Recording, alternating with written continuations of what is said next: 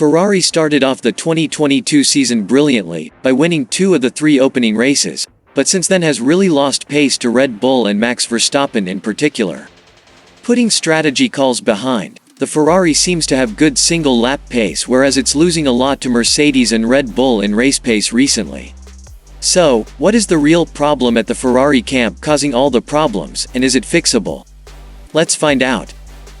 If we start from preseason testing, the F175 was a strong car, which showcased performance capable of winning championships.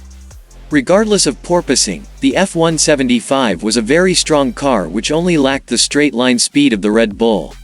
So, it was all good for Ferrari, until they started to equip their cars with a new floor specification, with the intention of reducing the porpoising. This was where the car started showing good pace in qualifying, but reduced pace over the course of an entire Grand Prix. Ferrari were working mostly on the rear wing of the car, in terms of car development to improve the car's aerodynamic efficiency. But with the 2022 technical regulations in place, it is evident that the floor of the cars are responsible of generating 80% of the car's total downforce, hence Ferrari bringing in a new floor to Paul Ricard. By looking at the new and old floor, it is visible that there is separation in inner and outer section of the tunnel entrance as pointed out by the red arrows.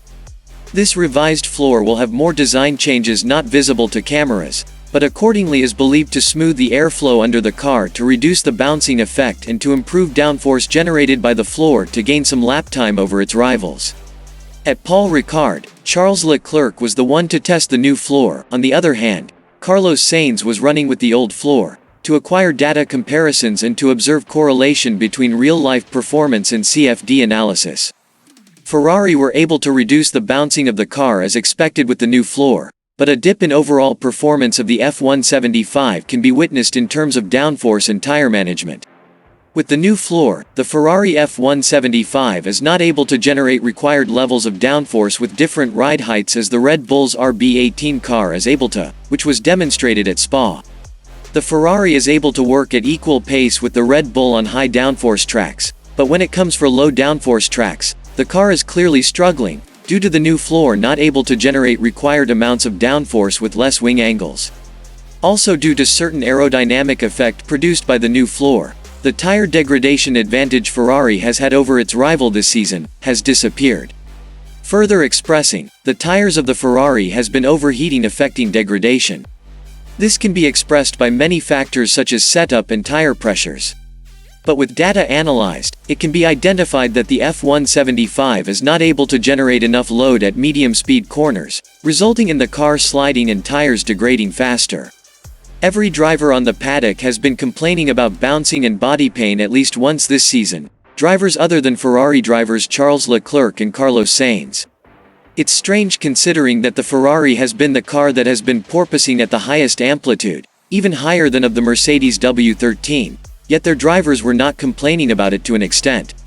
With these exceptions on hand, Ferrari decided to upgrade its floor in a bet to cure porpoising, in the name of performance enhancements, but it resulted in the loss of performance. Why would Ferrari take such a risk when they have a very competitive car? Only one logical explanation remains. The Technical Directive 39. From the Belgian Grand Prix, a Technical Directive, TD39 came into enforcement. This is an FIA technical directive first released to the teams in Canada regarding the measuring and monitoring of the vertical forces acting on the cars. This followed complaints from drivers about the physical effect of the aerodynamic bouncing on them. Technical directives outline how regulations will be applied, and as technology develops and the competitive push of teams takes development in directions which may not have been envisioned when regulations were written, so TDs are then used by the governing body to control developments. As well as measuring the force of the vertical accelerations through sensors already in the cars and establishing a threshold over which they cannot run, the FIA has sought to begin this process from a level playing field by stipulating the mounting method of the underfloor plank and the skid plates. The plank was introduced in 1994 as a way of curtailing development of floors which ran so close to the ground that the airflow there could stall suddenly and dangerously. With the plank defining how far the central part of the floor could run, leaving a space either side of it, that hazard was removed. The stipulation of the plank played its part in aero development, subsequently moving away from super low ride heights. Underfloor downforce was instead generated by running the floor at an angle of rake. Prior to the 2022 aero regulations, when cars ran with greater ride heights, the plank effectively only limited the amount of rake that could be run. Once beyond a certain degree of rake, the leading edge of the plank would foul the ground. The rest of the plank was essentially just providing protection for the mechanical components above it. But with the Venturi-tunneled 2022 cars, it becomes more advantageous to run the whole length of the floor as close to the ground as possible, and hence the whole length of the plank becomes a limitation to that. Any way of delaying the onset of aerodynamic porpoising by giving the plank a more cushioned effect will allow the car to be run lower and thus generate more downforce. The more cushioned the plank can be towards the back, around where the stall point of the Venturi tunnel is, the greater downforce can be created. The FIA felt it would have been unfair to stipulate the same limit of vertical accelerations on two types of interpretation of the plank flexibility regulation. As a car bottoms and the plank touches the ground, it wears away. There is a limit to how much wear is accepted. The thickness is measured at the mounting holes, and the design of the skid block around that hole can influence what does and does not get worn as the car bottoms. So the FIA has sought to standardize that mounting method. In the technical meetings between teams and governing body as the 2022 regulations were formulated, the FIA stipulated that the plank should be solid, with a 2 mm tolerance, and the way in which the plank and the skid blocks were mounted should reflect that. But the regulations did not include the specific wording of that original guidance, and instead only specify no deflection greater than 1 mm at a position at the leading edge of the plank, and 2 mm at a position slightly further back. There are no measurements taken further to the rear, around where the driver sits.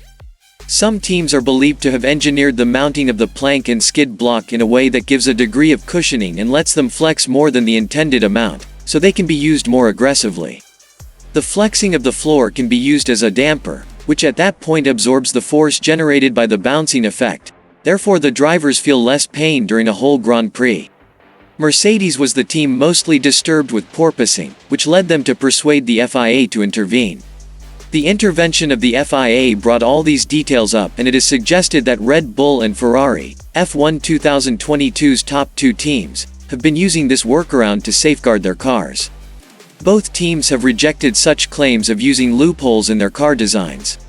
And it is evident that Red Bull has had a clean design due to it not suffering from porpoising from start of the 2022 season.